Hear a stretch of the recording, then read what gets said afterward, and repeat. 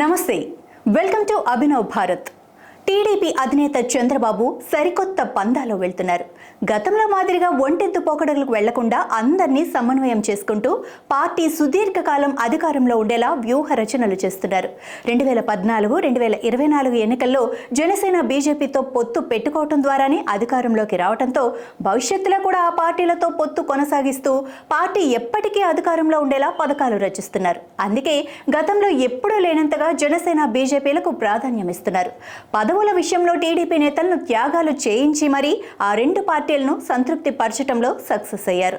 భవిష్యత్తులోనూ ఇదే స్థాయిలో బీజేపీ జనసేనలకు ప్రాధాన్యమిస్తూ మిత్రపక్ష పార్టీలకు ప్రాధాన్యాన్ని కల్పిస్తూ వారి మద్దతు ఎప్పటికీ ఉండేలా ముందుగానే జాగ్రత్త పడుతున్నారు.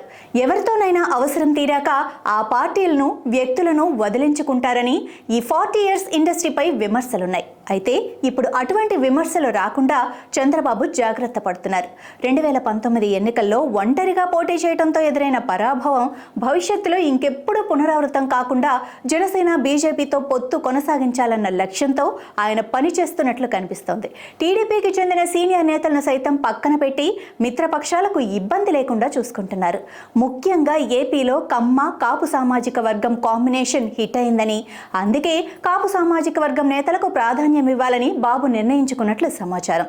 ఒకవైపు ప్రత్యర్థి పార్టీగా ఉన్న వైసీపీని మరింత బలహీనం చేస్తూనే మిత్రపక్షాలను కలుపుకుపోవాలని, మిత్రపక్షాలు ఎంత బలపడితే తమకు అంత లాభమని పార్టీ సీనియర్ నేతలకు చంద్రబాబు తేల్చి చెప్పారని రాజకీయ వర్గాల్లో వార్తలు వినపడుతున్నాయి.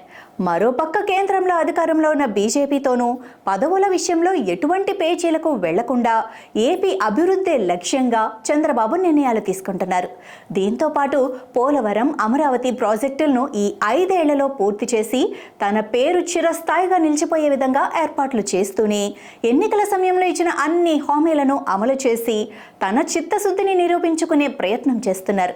ఆ హామీలు అమలు చేసే విషయంలో కేంద్రం సహకారం తప్పనిసరి కావడంతో ఆ పార్టీకి ఏపీలో వీలైనంత ఎక్కువ ప్రాధాన్యం కల్పిస్తున్నారు. కేంద్రంలో బీజేపీ పెద్దలను ప్రసన్నం చేసుకుని వీలైనంత ఎక్కువ నిధులు ఏపీకి వచ్చేలా చంద్రబాబు ప్రయత్నాలు కొనసాగిస్తున్నారు.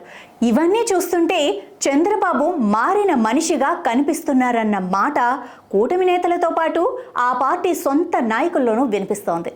నాయకులారా, మీ పనితనం మీ అధినాయకులకు తెలియజేయాలనుకుంటున్నారు. ప్రజలారా, మీ సమస్యలను మీ నాయకులకు తెలియజేయాలనుకుంటున్నారు. ప్రజా సమస్యల పరిష్కార వేదిక మీ అభినవ్ భారత్.